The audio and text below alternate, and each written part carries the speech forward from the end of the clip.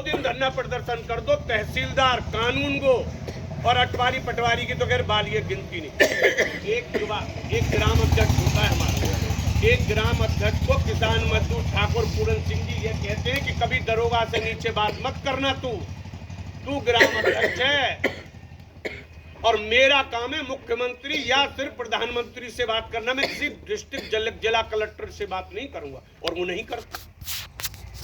वो उसको यहाँ बैठ गया, मैं फर्श बिछा के, तो उसको वो वहां बुलवाते, तू यहाँ आ जा, कमिश्नर है तो यहाँ आ जा, तू कलेक्टर है तो यहाँ आ जा, मैं यहाँ बैठ गया हूं। अब तो वही क्षमता आप लोगों में होनी चाहिए। आपके लिए एक युवा जिलाध्यक्ष का मतलब है कि आप एक प्रभावित एक जिला कलेक्टर या जिला पुलिस अधीक्षक के बराबर आप एक संगठन के नुमाइंदे हैं। बशर्ते कि आप लोगों की छवि होनी चाहिए।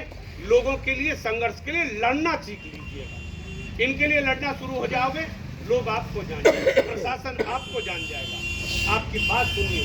लेकिन व्यक्तिगत में अगर अपने लिए लड़ूं तो मेरे साथ कौन आएगा? क्योंकि मैं व्यक्तिगत लड़ रहा हूं ना। मैं अपने लिए तो हर व्यक्ति लड़ता है, समाज के लिए, किसान के लिए, मजदूर के लिए अगर आप लड़ना सीखेंगे तो लोग आपसे जुड़ेंगे और लोग आपके साथ आएंगे। एक बढ़िया टीम बनाइएगा, लोगों के काम के लिए लड़िएगा। बिजली घर पर बिजली नहीं आता, 4 दिन से बोला वो जल गया साहब ट्रांसफार्मर। मुख्यमंत्री जी तो ये कहते हैं कि साहब 12 घंटे में, अभी जला है तो 12 घंटे में बदली हो जाना चाहिए।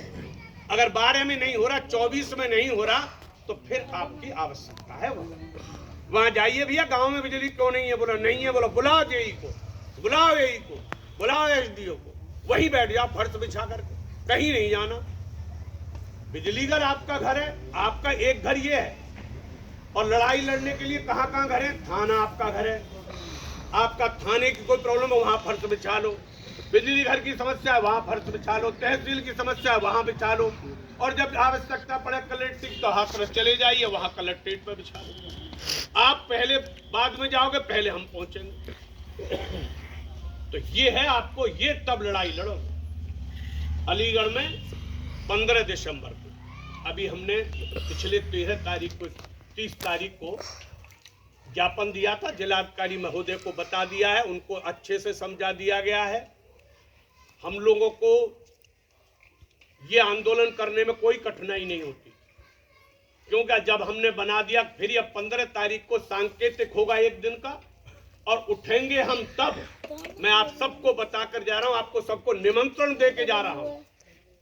15 दिसंबर को अलीगढ़ कलेक्ट्रेट पर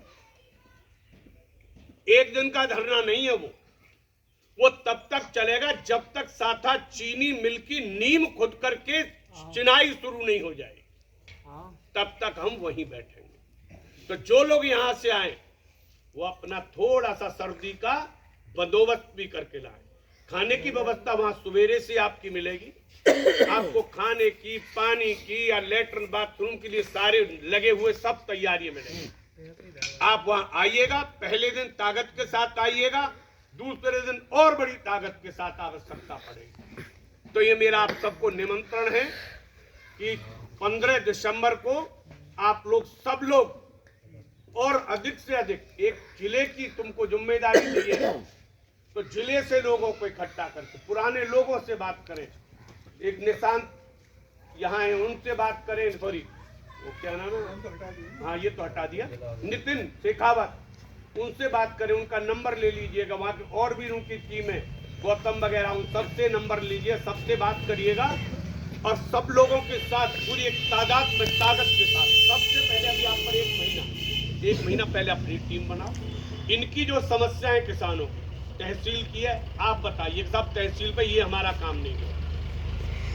अगर हम ये चीज निकलवाने जाते हैं तो ये मांगता है पटवारी, ये मांगता है कानून को, ये मांगता है तहसीलदार। फिर उसके लिए जब आप ही नहीं बताओगे, परेशानी बताओगे, तो परेशानी के समाधान के लिए संघर्ष करना है। संघर्ष किससे होगा? संगठन से होगा।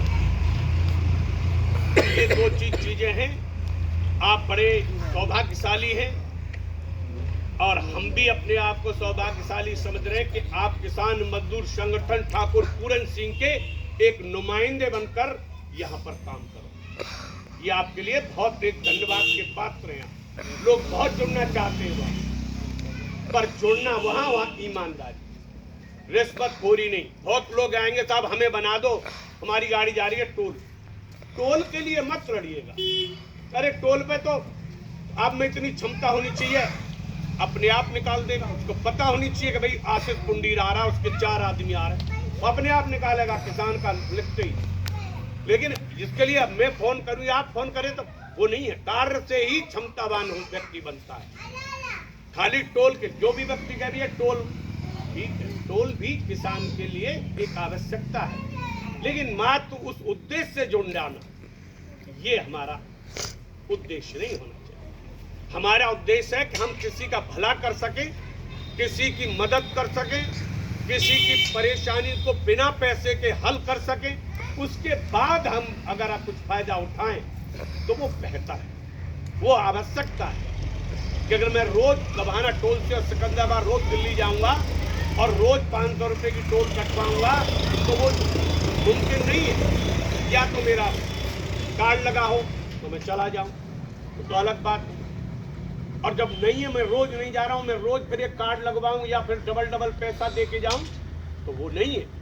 तो उस दिन आपके लिए आवश्यकता है कि भाई मेरे साथ गाड़ी जा रही है, मैं खुर्जा जा रहा हूं, मुझे गभाने टोल पे थोड़ा सा कर दीजिए, ठीक है।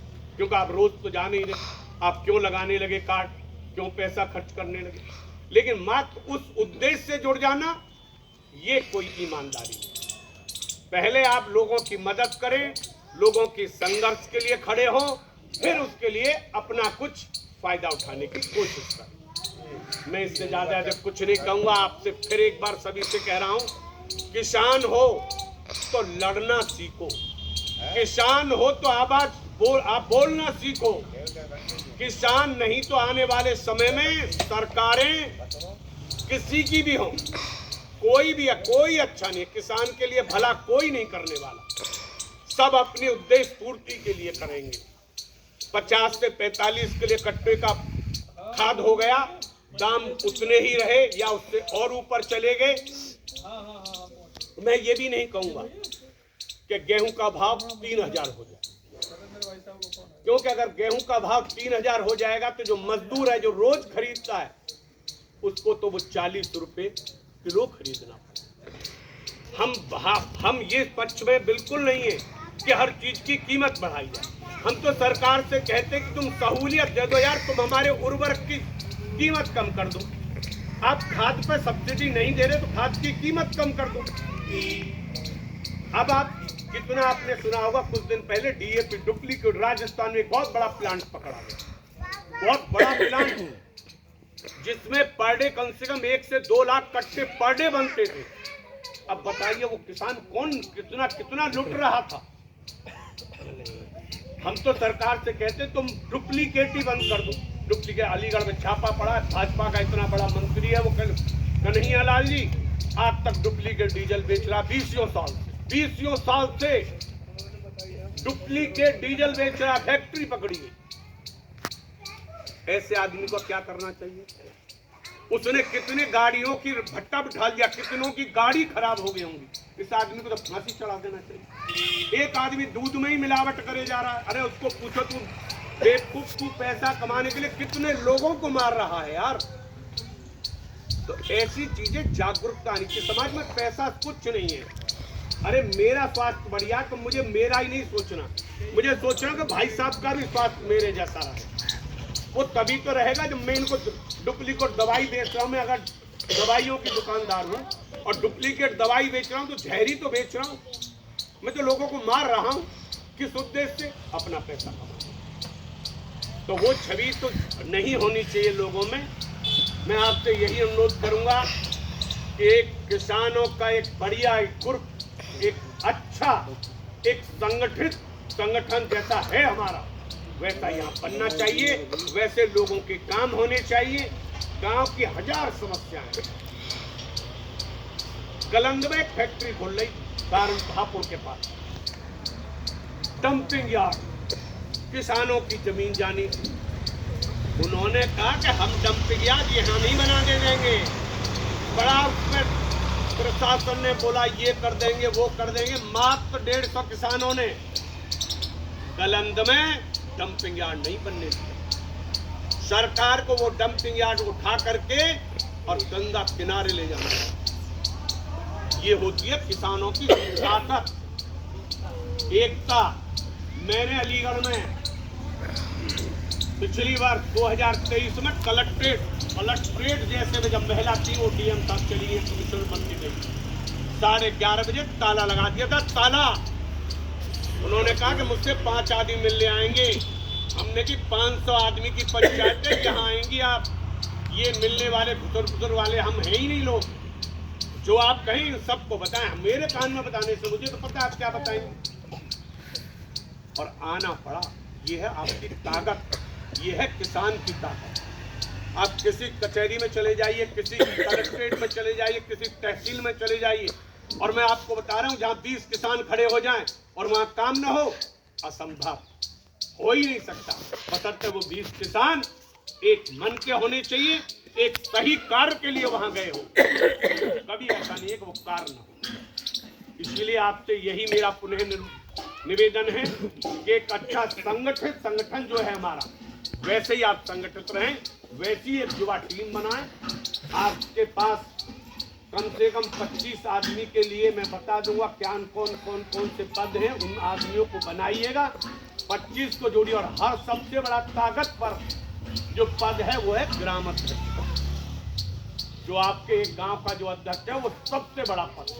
अध्यक्ष जी जब भी पूरन सिंह आपको पूछेंगे तो बोलेंगे डडेसरी का ग्राम अध्यक्ष कौन है, वो यही पूछेंगे। और अगर आपने नंबर दे दिया तो हर दूसरे दिन वो उसी से बात करेंगे। फिर वो आपको तो सिर्फ युवा जिले की बात पूछेंगे। मुझे वो मेरे जिले की नहीं परेशानी पूछते, मुझे प्रदेश की बात पूछते। मुझे आज के बाद ये नहीं पूछेंगे आज इसको आप मनोनीत करके आगे, मुझे हाँ जी हाँ, बस इतना ही पूछेंगे। उसके बाद आपको पूछेंगे भैया तुमने गांव का अध्यक्ष कौन बना, और उसी से बात करेंगे। तुम्हारे गांव की कोई परेशानी भैया मुझे बता। अगर मैं, क्योंकि उन पर इतना ताकत है कि वो किसी भी समस्या को वहाँ बैठे बैठे फोन के माध्यम से ही हल करने की उनमें क्षमता है। और आपने उनका व्यक्तित्व देखा, ये भाषा शैली आपने उनकी देखी, परपक्वता मैच्योरिटी उनमें है ही। वो राहुल गांधी की तरह अनभिज्ञ नहीं है। वो बोलने में कुछ त्रुटि हो जाए ऐसा संभव ही नहीं है। मुझे लगता है कि वो बोले और किसी बात में त्रुटि हो जाए, ये मुझे तो नहीं लगता। अगर आपको लगा हो तो अलग बात है। इन्हीं के साथ मैं आपसे एक बार पुनः निवेदन करूंगा, एक अच्छी टीम बनाइए, संगठित रहिएगा, किसान मजदूर की समस्या के लिए तत्पर रहिएगा। धन्यवाद। हमारे बीच में हमारे आपके पड़ोसी है, केडी कॉलेज है रावली पर, जगदीश भारद्वाज है, और हमारे राष्ट्रवादी प्रताप सेना के जिलाध्यक्ष अलीगढ़ भी है।